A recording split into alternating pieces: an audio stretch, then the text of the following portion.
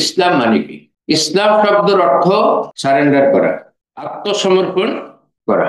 তাহলে মুসলিম মানে কি? আত্মসমর্পণ কার কাছে? আল্লাহর কাছে আত্মসমর্পণ করে দিয়েছে। তার মানে তার নিজের আর কোনো কর্তৃত্ব থাকবে না, নিজের মত মতো চলার কোনো অধিকার তার থাকবে না। তিনি আল্লাহর হুকুম দ্বারা নিজেকে বেঁধে নিয়েছেন। তার সমস্ত কাজ হবে, তার সমস্ত চিন্তা হবে আল্লাহর হুকুমের অধীন, আল্লাহর নির্দেশের অধীন, আল্লাহ প্রদত্ত জীবন ব্যবস্থার অধীন। তাহলে ইসলাম মানে সারেন্ডার করা। আর যিনি ইসলাম পালন করেন, ইসলাম মেনে নিয়েছেন, তিনি মুসলিম। মুসলিম মানে সারেন্ডারকারী, আত্মসমর্পণকারী।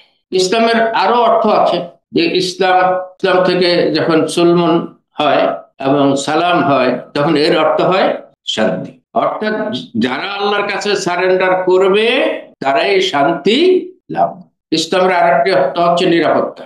নিরাপত্তা ইসলামের এই অর্থটি খুবই গুরুত্বপূর্ণ।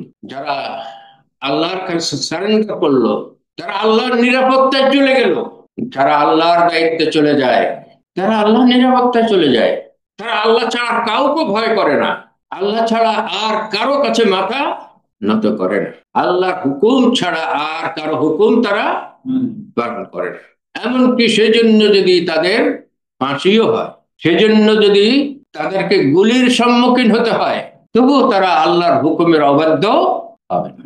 সে ব্যক্তি মুসলিম, সে ব্যক্তি মুসলিম। তাহলে ইসলাম মানে আত্মসমর্পণ করা, আল্লাহর নিরাপত্তায় নিজেকে সমর্পণ করা।